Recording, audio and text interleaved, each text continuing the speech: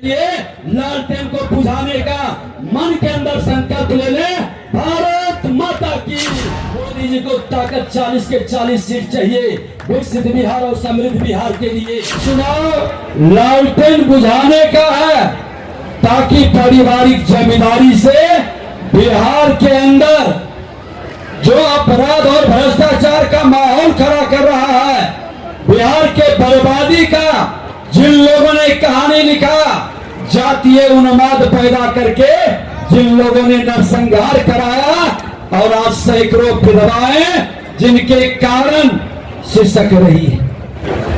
यहाँ तक कि नियुक्ति के फाइल पर, शिक्षकों के बहाली के फाइल पर उन्होंने हस्ताक्षर तक नहीं किया कि बहाली नहीं हो, क्योंकि उनकी मंशा था नियुक्ति में घोटाला करने का। उनके नेता जो थे तेजस्वी यादव जी, नियुक्ति में घोटाला करके जमीन लिखाने वाले लोग हैं। उनका परिवार बिना कुछ लिए किसी का कुछ नहीं करते, परिवार से बाहर किसी को कुछ नहीं देते हैं। सारे पद उनके परिवार के लिए रिजर्व रहता है और यहाँ तक कि वो अपने जाति के भी हितैषी नहीं है। अगर जो जात के हितैषी रहते तो उनका हनुमान माननीय रामकृपाल यादव जी क्या कह करके निकले थे? कहे थे कि मैं हनुमान बन करके पिता का चप्पल जूता उठाता था। अब उसका पारिवारिक मानसिकता अपनी बेटी का और बेटा का कहता है चप्पल जूता उठाने के लिए।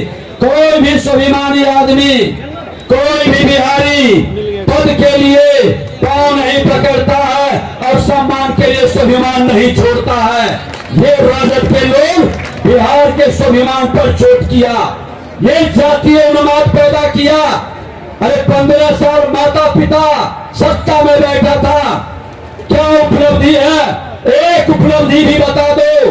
और माननीय नीतीश कुमार जी बिहार के मुख्यमंत्री बने थे, सुशासन लाने के लिए एनडीए के साथ चले थे। इसमें भी 6 साल का मौका मिल गया था। ये 6 साल में भी कोई उपलब्धि है तो बता दो। 21 साल सत्ता में जो व्यक्ति रहा है, जिसका कोई मिशन नहीं, कोई विजन नहीं, नीयत साफ नहीं, कोई नीति सफल नहीं हो सकता।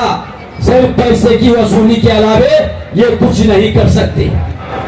जो व्यक्ति बिहार के अंदर सिर्फ जनता की गाढ़ी कमाई लौट कर और जो चपरासी क्वार्टर में रहता था, वो महलों का राजा कैसे बना, मॉल कैसे बना, फार्म हाउस कैसे बना, यही तो पूछ रहा है ईडी, सीबीआई, इनकम टैक्स। और ये हमारे समय में संस्था नहीं बनी, ये तो कांग्रेस के समय में बनी थी और कांग्रेस के लोग ही इनके पिता को जेल भेजे थे।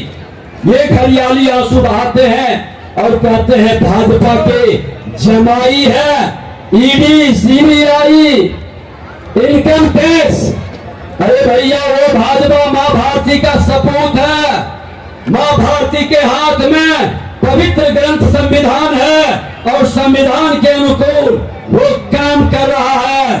लेकिन तुम तो बता दो कि तुम्हारे यार कौन है? आतंकवादी, उग्रवादी, भ्रष्टाचारी, ये क्यों फलते फूलते हैं तुम्हारे रीजन में? वही बिहार है ना? नेता प्रतिपक्ष के नाते पिछले रामनवमी में कई जिले के अंदर हमारी मां बहनों के आंसू बहा था। यही दरभंगा के अंदर एक दलित के लाश को किस तरह से पीटा गया और पेशाब कर दिया, श्मशान में जलाने नहीं दिया। सत्ता में बैठे तुम थे, क्यों ये माहौल बना था? आज भी रामनवमी आया, अभी बीता है, एक जगह ये माहौल खड़ा नहीं हुआ। कौन इस आतंकवादी, उग्रवादी और भ्रष्टाचारी को मनोबल बढ़ाता था? कौन संरक्षित करता था? जात के नाम पर लड़ा सकते हो, धर्म के नाम पर उन्माद पैदा कर सकते हो, लेकिन बिहार को सम्मान नहीं दे सकते। और हर बिहारी को अपमानित करने का खेल अब बिहार के अंदर बंद होना चाहिए, क्योंकि अब वक्त आ गया है विकसित भारत बनने का। देश के प्रधानमंत्री नरेंद्र मोदी जी और बिहार के मुख्यमंत्री नीतीश कुमार जी ने भी मिलकर के जनता के जनादेश एनडीए के बहुत जनादेश का सम्मान करके फिर से एनडीए की सरकार बनी है।